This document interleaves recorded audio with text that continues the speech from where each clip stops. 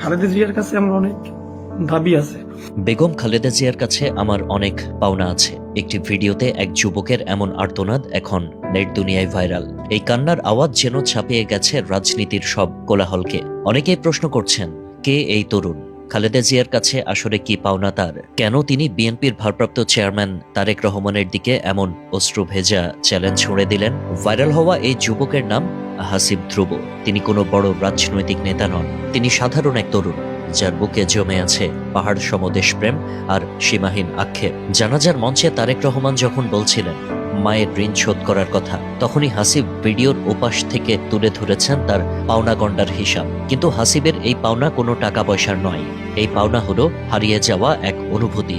শৈশবের সেই বাংলাদেশ কোথায়, এমন প্রশ্নই হাসিবের। হাসিব ধ্রুবর দাবিগুলো শুনলে যে কোনো দেশপ্রেমিকের বুক কেঁপে উঠবে। অঝরে কাঁদতে কাঁদতে হাসিব বলেন, তার শৈশবের সেই বাংলাদেশকে তিনি ফেরত চান। তিনি মনে করিয়ে দেন সেই সময়ের কথা, যখন বিএনপি ক্ষমতায় ছিল। বিজয় দিবস বা স্বাধীনতা দিবসে যখন দেশাত্মবোধক গান বাজত, তখন বুকটা গর্বে ভরে উঠত। মনে হতো এই দেশটা সত্যিই সোনার খনি। কিন্তু হাসিবের আক্ষেপ, ক্ষমতার পালাবদলে আর রাজনীতির নোংরা খেলায় সেই গর্ববোধ আজ কর্পূরের মতো উড়ে গেছে। তার ভাষায়, এখন আর কেউ দেশকে ভালোবাসে না, সবাই শুধু নিজেকে নিয়ে ব্যস্ত।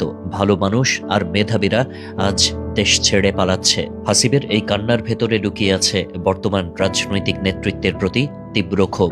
তিনি সরাসরি প্রশ্ন তুলেছেন, বিগত ১.৫ বছরে কেন একটি সুষ্ঠু নির্বাচন আদায় করা গেল না? কেন বেগম জিয়াকে জীবনের শেষ দিনগুলো এতটা কষ্ট আর অতৃপ্তির মধ্যে কাটাতে হলো? ২০২৪-এর ৫ই অগাস্ট যখন বেগম জিয়া ভাষণ দিয়েছিলেন, তখন হাসিবের মতো লাখো তরুণ নতুন দিনের স্বপ্ন দেখেছিল। হাসিব প্রশ্ন করেছেন, সেই স্বপ্ন ভঙ্গের দায় আজ কে নেবে?